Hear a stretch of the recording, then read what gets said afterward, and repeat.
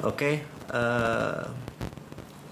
kamera ke bawah sedikit. Nah ini dia nih kalimatnya, di ke bawah itu kayak apa ya? Saya kurang maju atau saya terlalu dekat? Tolong di ini dong, di apa, diarahkan.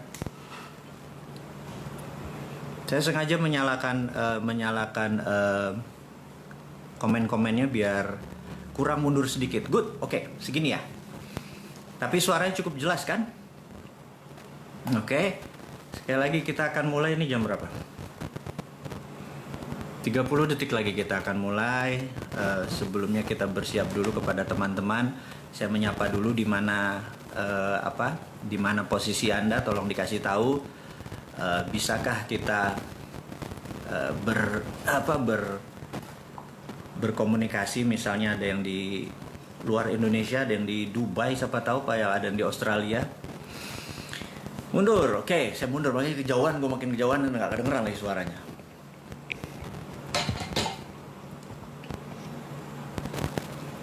Oke, mudah-mudahan udah cukup jelas.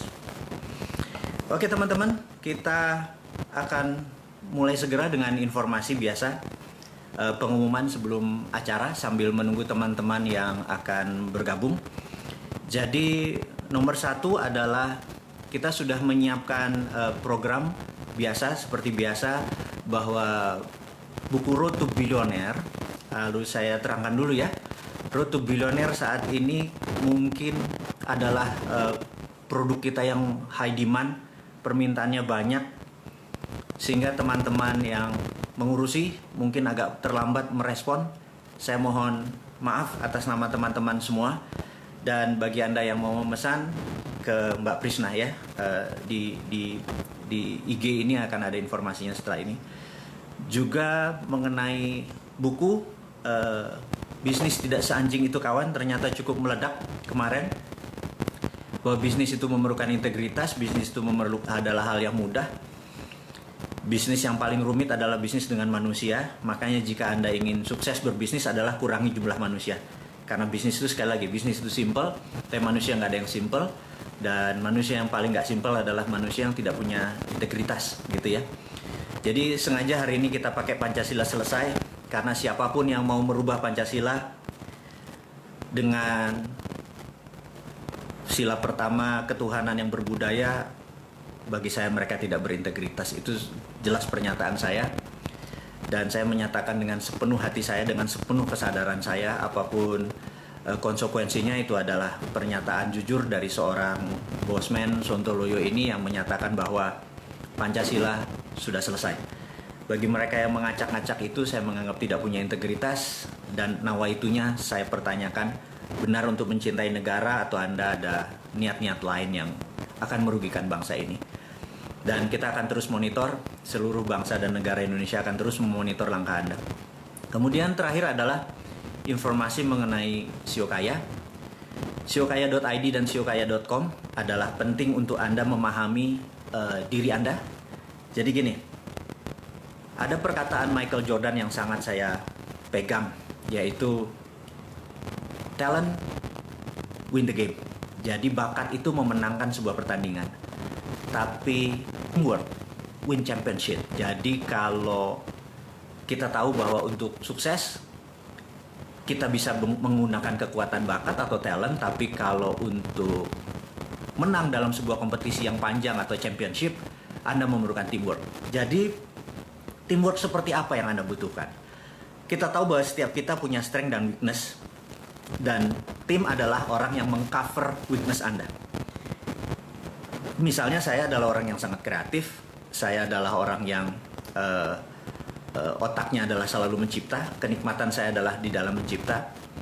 Kelemahan saya adalah saya nggak pernah menyelesaikan apa yang saya mulai. Jadi I never finish what I start.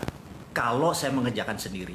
Tapi dengan adanya tim, jadi begitu saya memulai sesuatu, tim saya yang menyelesaikan pertengahan, dan akhirnya produk-produk itu atau karya-karya itu bisa selesai karena ada teamwork. Jadi saya membutuhkan orang yang sangat mengerti saya, yaitu mengerti idea-idea saya, dan itulah membuat bisnis ini menjadi jalan karena saya tahu kelemahan saya, dan teman-teman yang menggenapi saya adalah yang menggenapi kelemahan saya, ya. Itu adalah jika Anda ingin mengetahui strength-nya Anda, semuanya gratis di SEO Kaya dan seokaya.id dan seokaya.com, semuanya gratis. Tapi hanya tidak detail, hanya Anda mengetahui bahwa karakter Anda adalah A gitu ya. Kalau Anda ingin lebih detail, ingin tahu lebih lengkap, ingin tahu lebih panjang dan lebih jelas, juga mitra seperti apa yang Anda butuhkan, ya tentunya berbayar. Jadi sekali lagi, itu terserah Anda. Yang penting kita menyiapkan seluruh sarana Anda untuk sukses, yaitu untuk know yourself, untuk mengetahui bakat Anda, dan dengan bakat sekali lagi Anda bisa win the game. Tapi untuk championship Anda memerlukan partner atau mitra yang menjadi pelengkap kelemahan Anda. Jadi sekali lagi, partner atau mitra adalah orang yang meng-cover weakness Anda. Jadi ke depan kalau Anda memerlukan siapa partner Anda yang paling cocok, masuk ke seokaya.com dan seokaya.id. Dan sekali lagi, Mbak Prisna adalah person in charge. Jadi dia adalah orang yang akan membantu sahabat semua untuk bertanya tentang semua hal ini. Jadi buku tentang bisnis tidak sanjing itu, kedua adalah tentang Road to Billionaire, dan terakhir adalah tentang SEO Kaya, semuanya ke Mbak Prisna. Dan semua informasi ini nanti akan ada di Instagram wall-nya kita. Oke, saya akan masuk informasi berikutnya. Jadi sekali lagi, saya bermaksud memberikan pengumuman sebelum acara ini adalah untuk menunggu teman-teman atau sahabat semua yang mungkin lagi bersiap-siap untuk menyaksikan, karena acara kita akan mulai sekitar 2-3 menit lagi setelah pengumuman yang saya akan ceritakan ini selesai. Yang terakhir adalah informasinya mengenai dinaran.id. Saya mengucapkan terima kasih kepada 92.000 saat ini member yang join di Dinaran sejak diluncurkannya 20 Mei 2020 pas Hari Kebangkitan Nasional. Dan saat itu, pada saat Anda mendaftar, Anda cuma bisa beli statusnya. Kemudian sahabat semua, ini informasi penting buat Anda bahwa mulai besok Anda bisa mentransfer ke rekening Anda. Kalau Anda punya di BCA, ya bisa transfer ke BCA. Anda punya Mandiri, bisa transfer ke Mandiri. Tetapi kami mohon maaf, kartunya masih belum keluar karena GPN itu adalah gerbang pembayaran nasional. Itu kita harus melalui seleksi yang sangat ketat dari Bank Indonesia. Jadi mohon bersabar sedikit bahwa semuanya on track, semuanya masih on track. Paling telat adalah 15 Juli, sahabat semua. Jadi saya mau mengingatkan bahwa bagi mereka yang sudah membeli Dinaran, berapapun itu, Anda bisa melakukan transferring, pembelian atau transfer jual ke posisi rekening Anda pribadi. Jadi masuk ke dinaran.id, kemudian download aplikasi untuk menjual, dan Anda bisa menjual. Jadi di sini Dinaran Anda bisa menjadi rekening aktif. Kemudian kami harap segera, tapi ada hal yang saya harus informasikan. Begini, kalau Anda transfernya ke ATM BCA Anda atau Mandiri Anda atau rekening manapun, akan ada biaya charge sekitar 10.000. Tetapi nanti kalau ada kartu Dinaran, di mana kartu Dinaran ini ATM-nya bisa dipakai di seluruh GPN atau gerbang pembayaran nasional, di seluruh ATM dan di seluruh edisi, itu tidak ada biayanya. Sekali lagi kami mohon maaf karena kartunya belum jadi, tetapi Anda sudah bisa melakukan transfer ke rekening Anda. Jadi kalau Anda merasa emas Anda sudah cukup profit, kalau mau transaksi silahkan. Tapi kalau Anda mau menabung, sekali lagi, kalau Anda mau menabung di rupiah Anda, sekali lagi ini bukan sekedar membeli emas, tapi rupiah Anda sekarang punya underlying emas. Rupiah Anda adalah backed by gold. Kalau dulu rupiah Anda floating nggak karu-karuan, tidak ada jaminan emasnya, maka saat ini rupiah Anda ada backed by gold. Jadi kalau saat ini misalnya biaya kuliah adalah 50 juta, misalnya ya 50 juta adalah sekian gram emas, bahwa 10 tahun lagi anak Anda atau 15 tahun lagi anak Anda kuliah, emasnya gramasinya sama, tapi percaya saya rupiahnya mungkin udah 100 juta gitu ya untuk 5 tahun kuliah dengan biaya untuk 4 tahun kuliah dengan biaya ongkos-ongkos yang lain sebagainya. Jadi kalau Anda menabungnya ini dengan Dinaran, rupiah Anda akan tumbuh juga bersama menguatnya nilai emas. Itu adalah informasi sedikit tentang dinaran.id. Jadi sahabat semua, kita akan masuk ke topik kita. Pelan-pelan dulu ya, sabar. Kita banyak hal yang harus kita bicarakan, bahwa nomor satu, saat ini pemerintah sudah mengeluarkan 700 triliun, mendekati 700 triliun untuk perang melawan COVID. Angka ini cukup luar biasa, dan sekali lagi agak sedikit deg-degan saya waktu ditanya 700 triliun itu kemana aja. mudah-mudahan Anda mendapatkan bagian dari keuntungan atau bagian dari proyek 700 triliun ini. Kalau nggak nemen ini kemana ya duit itu ya? Tapi saya nggak mempermasalahkan kemana panjangnya, cuman pernyataan dan pernyataan kritis aja. 700 triliun itu mudah-mudahan perang lawan COVID-nya menang, nggak setiap hari nambah 1.000 orang yang terpapar gitu ya. Kemudian ada lagi informasi mengenai BUMN. Kita tahu BUMN meminta suntikan 150 triliun yang membuat kita semua agak shock gitu ya. Bukannya 5 tahun ini BUMN ini lagi panen-panennya, proyek infrastruktur dan lain sebagainya banyak. Dan duit itu udah ribuan triliun, bukan ratusan triliun lagi, ribuan triliun masuk dalam 5 tahun terakhir. Kok BUMN masih minta suntikan lagi yang 150 triliun gitu ya. Jadi saya merasa ada apa sih ngelola negara ini kok ribet bener gitu ya. Udah gitu kita yang UKM ini usaha kecil dan menengah ini kayaknya nggak dapat bagian apa-apa gitu ya. Kenapa nggak 150 triliunnya itu untuk UKM gitu ya, untuk kita ini, sehingga proyek-proyek kita yang saat ini karena COVID dan kita udah lepas PSBB dan kita ingin kita 3 bulan tuh kering gitu ya. 150 triliun kalau buat bantu UKM rasanya lebih cepat take off-nya daripada buat bantu BUMN. Tapi sekali lagi ada beberapa orang yang berpendapat bahwa BUMN itu kan punya negara gitu ya. Jadi harusnya bantu BUMN. Sahabat semua, saya cuma mau nanya aja, BUMN itu kalau dipegang swasta, percaya saya, dividennya bisa 4 kali lebih besar daripada dipegang oleh direksi-direksi BUMN yang saat ini memegang. Bukan karena dia tidak jago, tetapi karena BUMN itu setiap 5 tahunan kan ganti direksi, jadi ganti platform, ganti grand plan, desainnya diganti, terus apa-apa yang memulai dari nol itu nggak akan cepat gitu ya. Sementara kalau si sektor swasta kan semuanya go through atau terus aja gitu segala macam. Jadi BUMN di Indonesia ini kalau sekarang nilai, kalau nggak salah sekarang kalau di audit, di revitalisasi nilainya di audit itu sekitar 8.000 triliun. Dan saya mohon maaf kalau 8.000 triliun itu kan kira-kira 70 billion dolar gitu, benar nggak?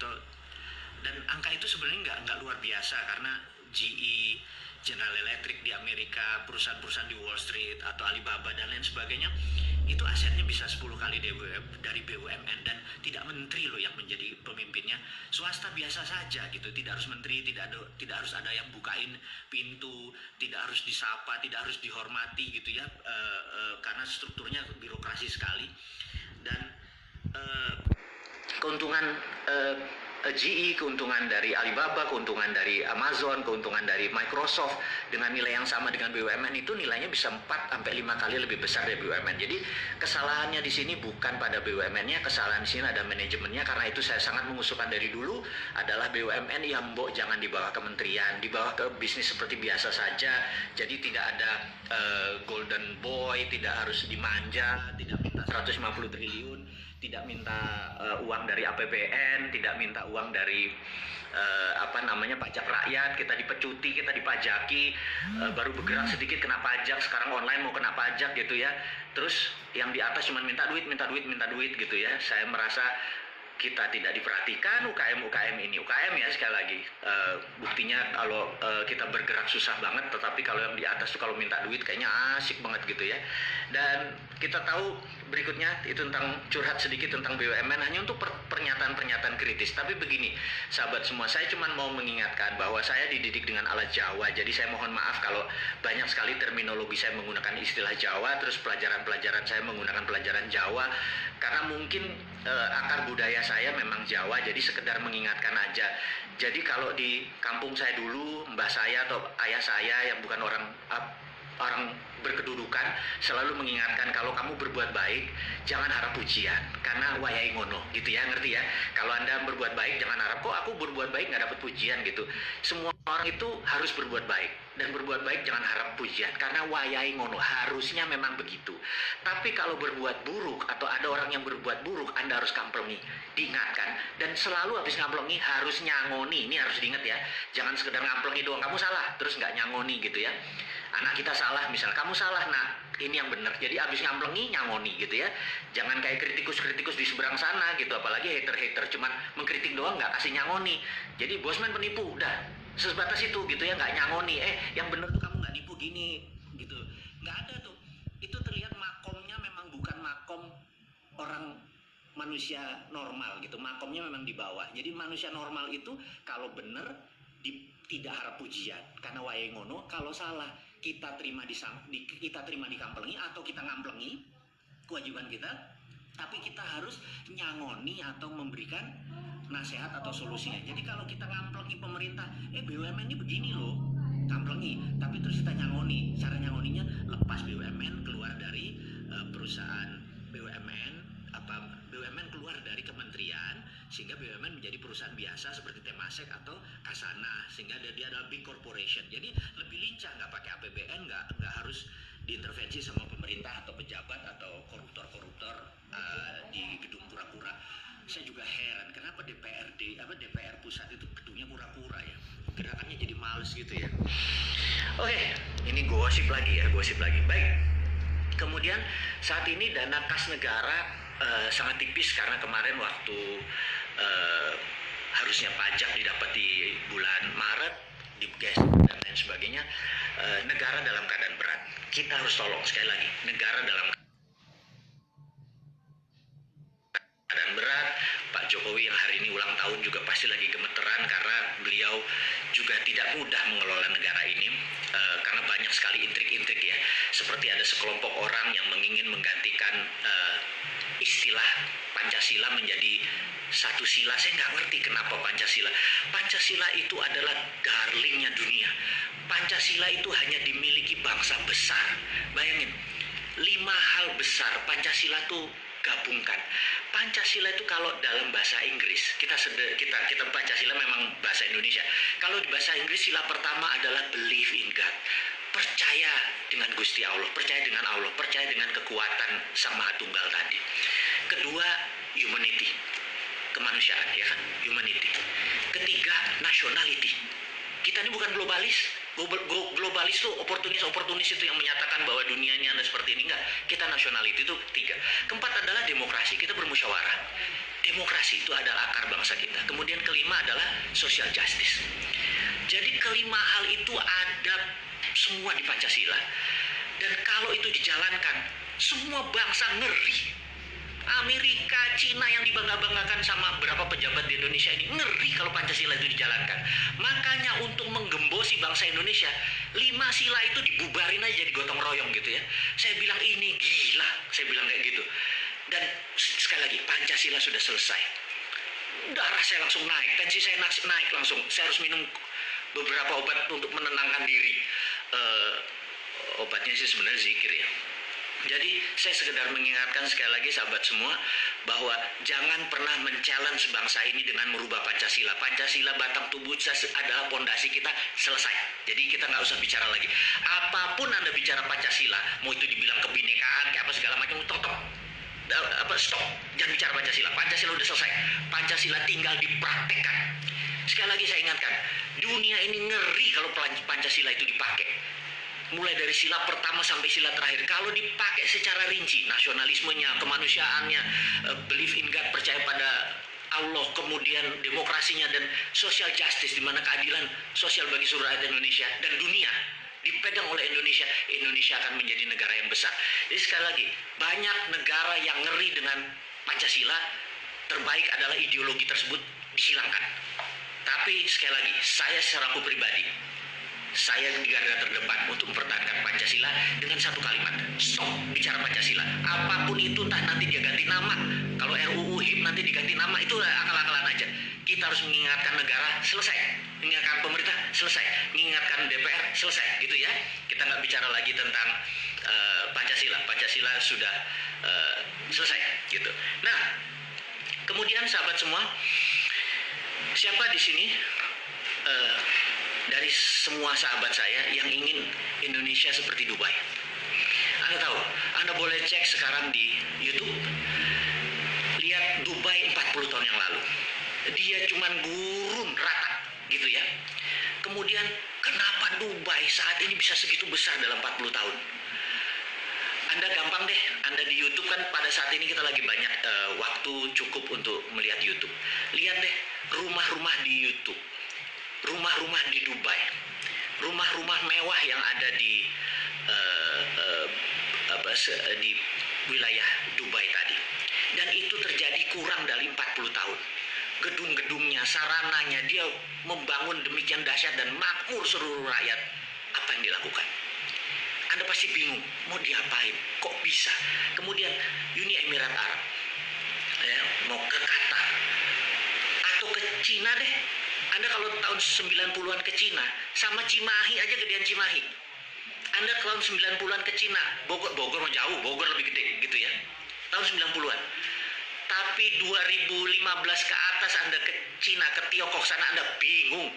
Karena dulu kota yang namanya Shenzhen yang gedenya cuma segede Cimahi itu sekarang sudah segede Jakarta gitu ya.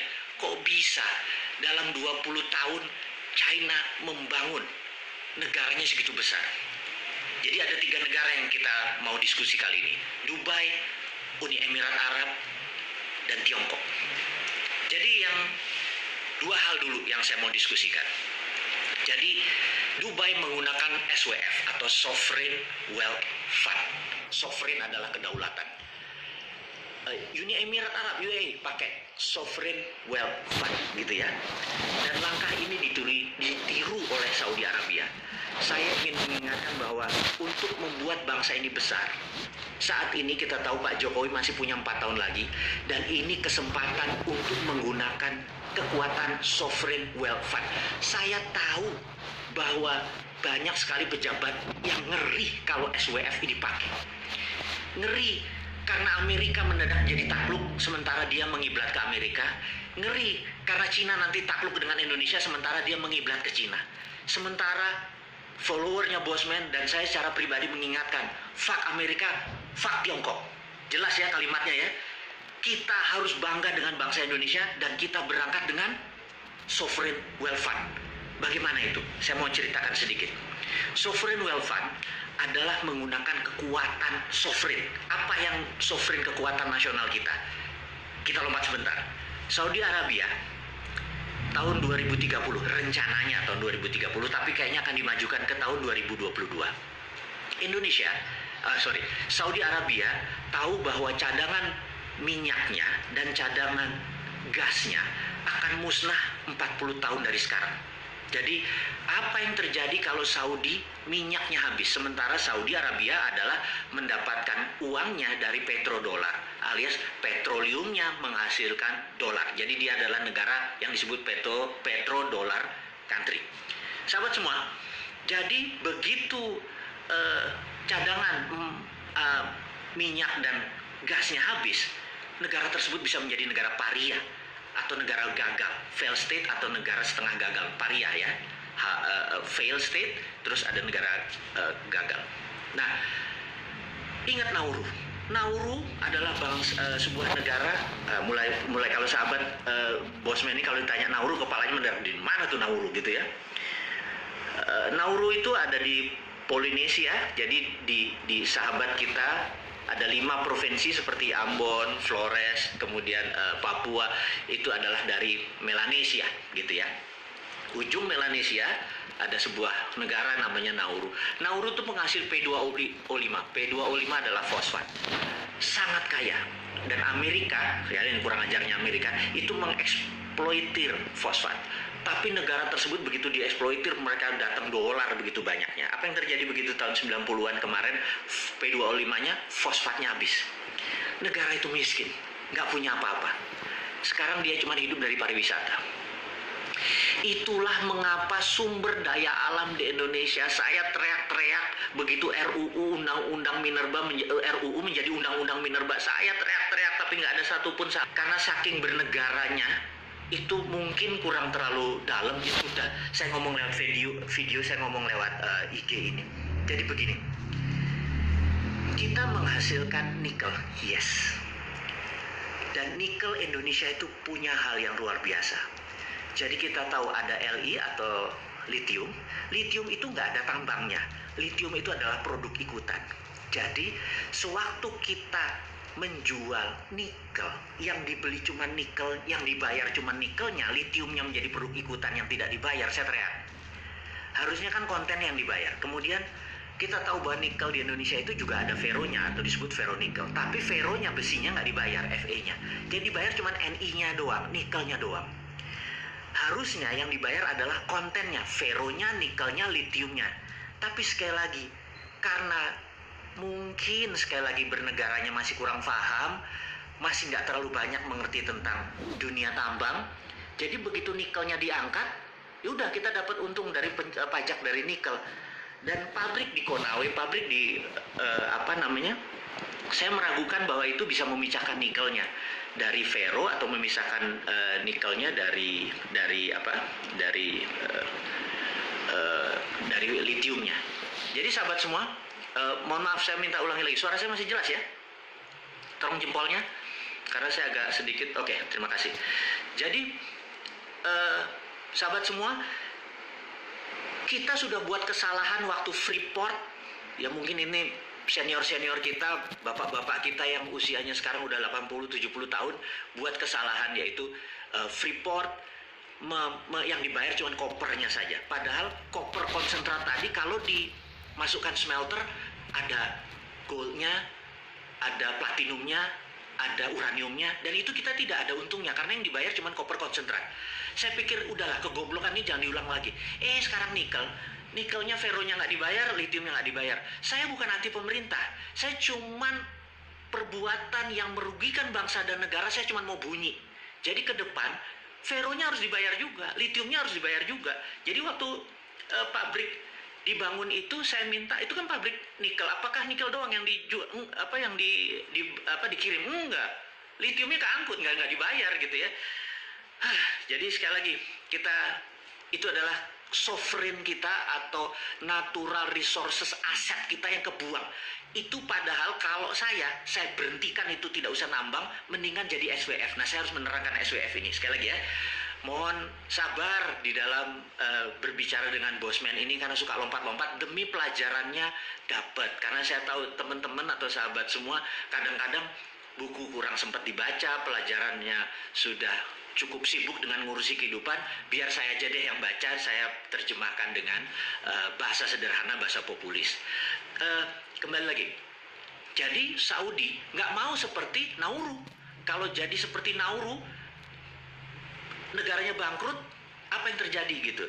Jadi Saudi akan merubah dari negara petrodolar di tahun 2022, katanya 2030 dia akan menerbitkan SWF, Sovereign Wealth Fund. Aramco akan menerbitkan Sovereign Wealth Fund. Nilainya adalah 2000 billion atau 2 triliun dolar. Itu banyaknya minta ampun gitu ya. Nah, dia akan majukan, dia ambil, jadi misalnya gini, ini contoh aja.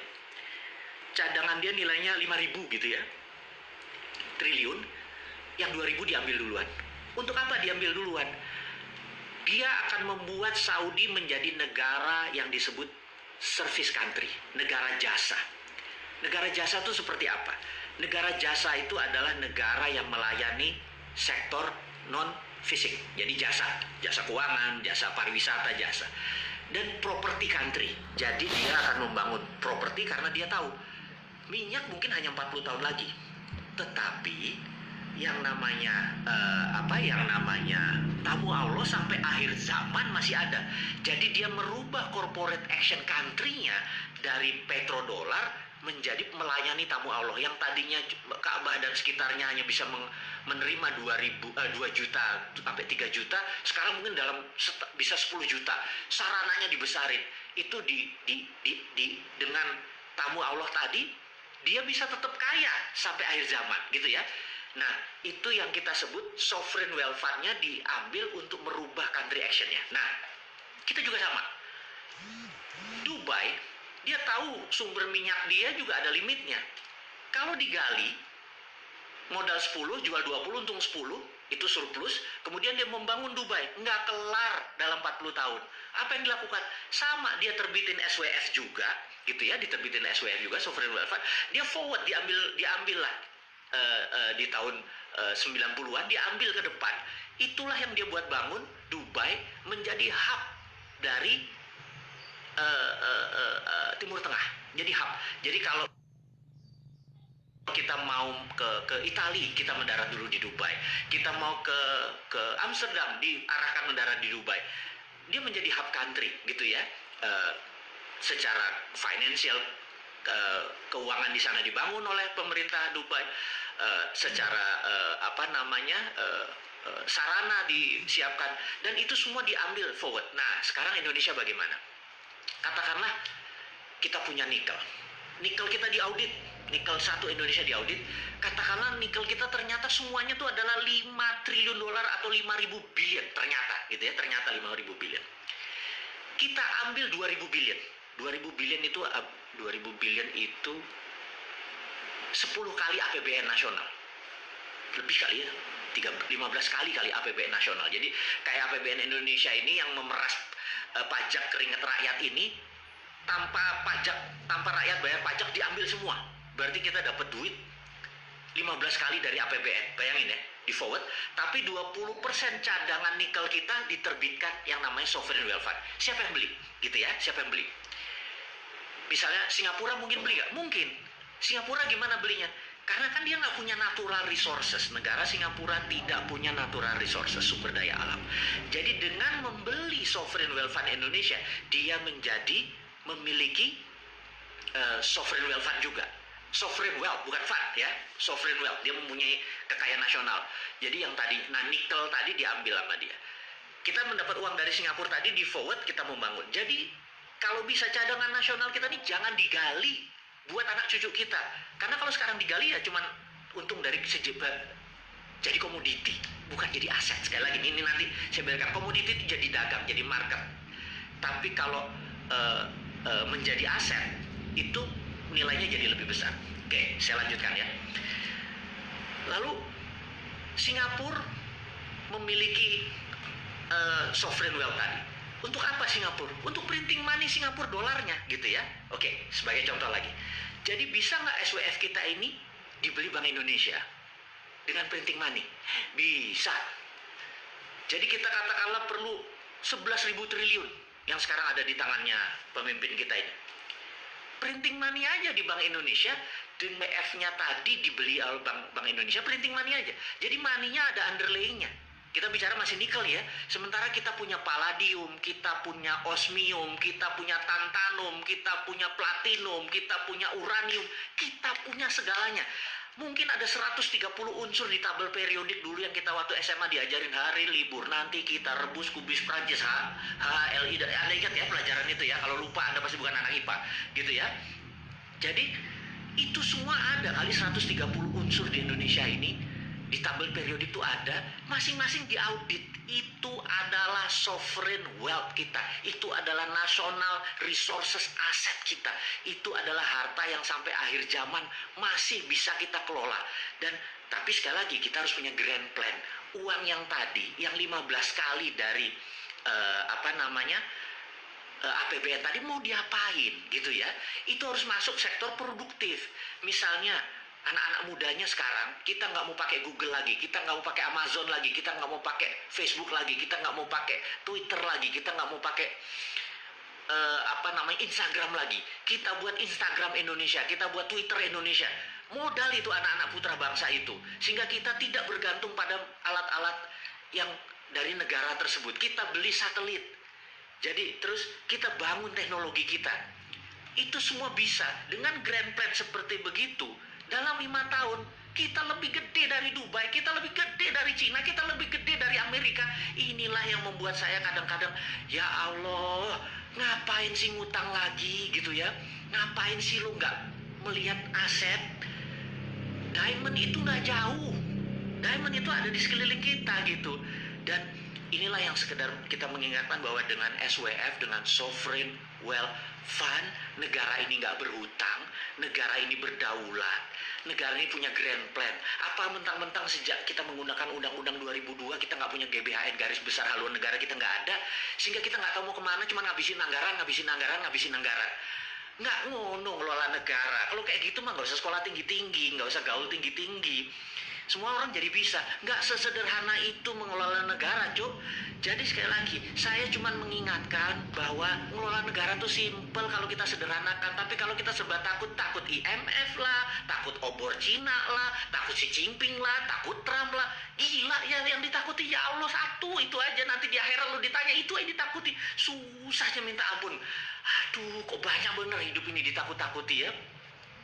Jadi sahabat semua, saya jadi emosi nih kalau udah hari Minggu ketemu teman-teman, kita harusnya buat senang-senang karena Senin hari kerja. Tahu Bosman bawa hal yang memprovokasi semuanya. Enggak. Ngapunten sekali lagi, tidak ada niat saya untuk menjadikan negara ini berantakan, tidak. Saya ini sangat NKRI garis lurus, garis lucu. Saya ingin negara ini berdaulat, dan saya ini capek dengan pejabat yang memuja sistem yang nggak jalan. Old system doesn't work, IMF doesn't work, gitu ya. Obor, One Belt One Road yang semuanya ke Cina, it doesn't work. Itu work buat mereka, IMF ya work buat Amerika gitu loh, bukan buat kita. Kita ini punya SWF di dunia ini. Saya mau mengingatkan, yang mempunyai tambang natural resources hanya Indonesia. Mau bukti? Ya, kalau Anda ada bola transparan, terus Anda dikasih glitter itu apa yang mengkilat putih itu. Terus Anda puter itu bola plastik. 1 jam dia ada puter. Anda tahu bahwa itu glitter itu akan ngumpul di tengah-tengah bola tersebut, gitu ya. Dan sahabat semua, kita ini kalau garis khatulistiwa Indonesia ini megang wilayah yang sangat panjang. Dan sudah miliaran tahun bumi itu berputar, gitu ya. Saya bukan percaya flat earth ya, jadi saya adalah percaya bumi itu putar. Jadi flat earth silahkan Anda percaya dengan yang lain dan nggak ngerti gimana mineral itu ada di Indonesia. Jadi seluruh mineral itu ada di pinggangnya kita, gitu ya. Dan inilah kekayaan yang tidak dimiliki bangsa lain. Bangsa lain tuh horny, mau nidurin Indonesia, mau naklukin Indonesia, mau memperkosa Indonesia. Dan jangan pernah beli kesempatan, kita ini gadis cantik, kita ini the best, gitu ya. Jadi saya pikir SWF pelajaran yang sangat sederhana. Saya yakin sahabat saya nggak usah belajar buku, harus baca ribuan buku Anda baca. Sovereign wealth fund adalah bagian dari modern monetary theory. Guru besarnya adalah Michael Hudson. Dia mengingatkan gampang, bukunya tebel-tebel. Anda capek kalau baca buku dia. Tapi saya sarikan bahwa SWF hanya dimiliki tidak semua negara, Indonesia salah satunya. Dan Indonesia memiliki pasal 33 yang melindungi kekayaan nasional tersebut, karena segala yang ada di bumi adalah milik negara, gitu ya. Jadi sekarang kontraktor-kontraktor itu yang namanya Freeport minggir. Dia cuman kayak kontraktor aja, kayak pembuat rumah. Jadi dia kalau kita punya hotelnya ya dia Grand Hyatt-nya dia kelola. Begitu Grand Hyatt-nya screw up ya kita ganti dengan Novotel. Novotel screw up kita ganti dengan Le Méridien. Suka-suka kita, karena kita yang memiliki. Jangan sampai dia yang memiliki. Kalau sekarang kan Freeport yang ngambil, Freeport yang punya asetnya, Freeport yang jaminin. Kok bisa? Nggak boleh lagi. SWF harus dipegang nasional. Jadi di Indonesia saya sarankan gimana SWF itu bisa beroperasi. Jadi saya sarankan di teman-teman di Kementerian SDM, buatlah SKK Minerba, Satuan Kerja Khusus Minerba, mineral dan batu bara, dan Anda bisa menerbitkan SWF Anda adalah instrumen negara karena ada SKK, Satuan Kerja Khusus. Anda adalah BUMNK, Badan Usaha Milik Negara Khusus. SKK Minerba tadi, Anda yang mengaudit semua kekayaan nasional ini. Dan Anda berapa tantanum di sana, berapa osmium di mana gitu, Anda tahu. Anda segera lakukan, dan kita mulai dari mana? Kita mulai dari nikel, katakanlah. Kita mulai dari koper, bisa. Kita mulai dari emas, bisa juga gitu ya. Karena semua itu mungkin, dan semua itu negara lain butuh. Sahabat semua, mudah-mudahan pelajaran tentang SWF ini bisa menangkap sedikit gambaran bagaimana kita bernegara. Jadi sekali lagi, video dari Bosman, IG dari Bosman adalah cara cerdas bernegara. Kita memberikan solusi. Dipakai nggak dipakai itu bukan tugas kita. Kita sudah mengingatkan. Nanti di akhirat kalau ditanya, ilmumu sudah kamu ingetin, sudah dipraktekin, enggak, bukan urusanmu, gitu ya. Ini juga teman-teman, saya minta, saat ini ada 12.300 sahabat yang menonton acara Bosman ini. Saya harap Anda juga berkontribusi. Sebarkanlah tentang SWF ini. Sebarkanlah bahwa potensi kita ini lebih bisa membuat bangsa Indonesia besar. Jadi apa yang membuat bangsa Indonesia besar? Saya ulangi lagi, nomor 1, Pancasila. Pancasila ini ditakuti oleh dunia kalau itu dipraktekkan. Kedua, SWF kita. Karena hanya negara Indonesia memiliki natural resources, aset yang bisa di forward, kita ambil sebagian di muka. Sekali lagi, syarat waktu untuk diambil itu kita harus punya grand plan-nya. Kita harus punya grand plan-nya dan fokuskan grand plan ini untuk membantu mereka yang di bawah 40 tahun. Lupakan yang seperti saya yang sudah di atas kepala 5 ini. Lupain. Karena sebentar lagi sudah kami sudah nggak ngerti sama kalian yang muda-muda ini. Kalian yang di bawah 40 tahun ini kan 60% penduduk Indonesia. Kalian yang harus mengendalikan. Jangan kalian diperdaya sama orang-orang kayak saya. Kalian harus lebih pinter. Jadi saya hanya memberikan. Bukan untuk saya, untuk Anda. Kalau Anda nggak percaya SWF gimana sih bisa jalanin? Saya nggak percaya itu sama bosman. Nggak apa-apa. Anda pelajari lebih jauh lagi, gitu ya. Anda perdalam lebih jauh lagi. Anda lebih pinter dari saya, gitu. Dan semua harus kita lakukan berdasarkan konstitusional. Jadi kita nggak ingin merubah negara ini dengan cara-cara yang tidak konstitusional. Harus konstitusional, harus produktif, tidak merusak, tidak saling menghujat. Biar buzzer aja nanggung dosanya. Karena nanti begitu bosnya udah nggak berkuasa, buzzer ini gue nggak tahu dikuliti kali ya sama yang lain. Saya nggak tahu kok bisa hidup dengan sesuatu yang akan mengancam jiwanya beberapa tahun lagi gitu ya. Gak enak banget. Tapi ada loh orang yang memilih kayak gitu, mengejek yang lain, mengejek bangsa sendiri, membelah-belah, dan gak bosen-bosen gitu ya. Sehingga saya pikir bangsa ini akan terus terbelah karena yang dipiara yang kayak gitu. Apa yang kita lakukan? Jangan lawan, kita cuma ngingetin doang, bos lo ada umurnya, lo ada batasnya, suatu hari gak berkuasa, awas lo ya gitu ya. Bukan gue yang balas, tapi ada seseorang yang karma versi keseimbangan alam. Sistem punya cara untuk menyeimbangi. Jadi jangan pernah merasa di atas dan jangan rendah hati waktu di bawah. Semua itu seru aja, ambil nikmatnya aja, ambil indahnya aja gitu ya. Kita harus bergandengan tangan terus sahabat semua. Sekali lagi kita akan menceritakan tentang SWF, mudah-mudahan kegambar bahwa Dubai, Uni Emirat Arab, sekarang Aramco dengan Saudi Arabianya akan pakai sovereign wealth fund. Dan Anda boleh saya kasih kejutan satu lagi. Saya tahu salah satu cita-cita saya adalah gimana caranya Timur Timur balik ke Indonesia lagi tanpa tumpah darah gitu ya. Jadi caranya adalah dengan cara kita memberikan funding.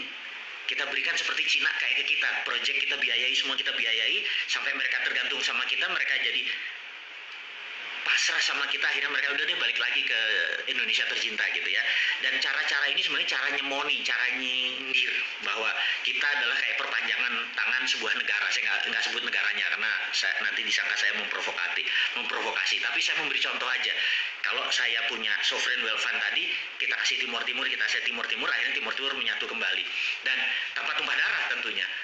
Nah, kalau kita bisa ambil, berarti Indonesia juga bisa diambil sama sebuah negara ya, yang menerima saat ini kita apa-apa mata uangnya kita pakai mata uang dia, teknologinya pakai teknologi dia, jualnya ke dia, kemudian pasarnya dia, terus kita cuma dapat pajak kecil gitu ya, terus merasa, woi kita sukses gitu ya, babe lo, saya udahlah nggak usah. Anyway, jadi sahabat semua, kita sudah di penghujung diskusi kita di hari Minggu yang mencerahkan ini di PSBB yang bentar lagi kita akan buka. Kita semangat terus. Dan terakhir saya cuma mengingatkan kalau Anda nonton komik Dinaran, yaitu saya lagi iseng, lagi berkreasi. Kemudian ke depan ini saya sangat semangat sekali. Salah satunya adalah diceritain sekarang apa enggak ya? Jadi boleh nggak? Saya nggak tahu. Ngomong jangan ya. Udahlah, saya buka ya sedikit ya. Saya lagi buat film 3D pertama kali dan karya anak bangsa. Jadi ada sahabat saya memiliki teknologi yang luar biasa di 3 dimensi, dan saya pikir yuk kita buat film gitu ya. Minggu depan aja kali saya ceritain film apa yang saya akan buat. Prinsip saya adalah dalam hidup ini, if you never throw the dice, you will never have a six gitu ya. Kalau kamu punya dadu, kamu nggak pernah lempar, kamu nggak akan pernah dapat yang terbaik 6. Dan ujung-ujungnya saya adalah satu bidang yang belum pernah saya masuki adalah dunia film. Dan saya mau throw the dice, siapa tahu dapat 6 gitu ya. Dan film ini adalah film 3D karya anak bangsa. Jadi nontonnya nanti pakai kacamata. Dan saya waktu nonton trailernya 3 menit, saya shock, saya bilang ini bisa jutaan yang nonton ya. Kalau tahu orangnya keluar dan lain sebagainya, tapi karya anak bangsa. Saya tahu begitu PSBB nanti ini selesai, 3-4 bulan lagi di mana bioskop sudah bisa, produk nasionalnya kan nggak ada gitu ya. Apakah itu Grand Theft Ferrari? Bukan. Ini surprise nih, bukan.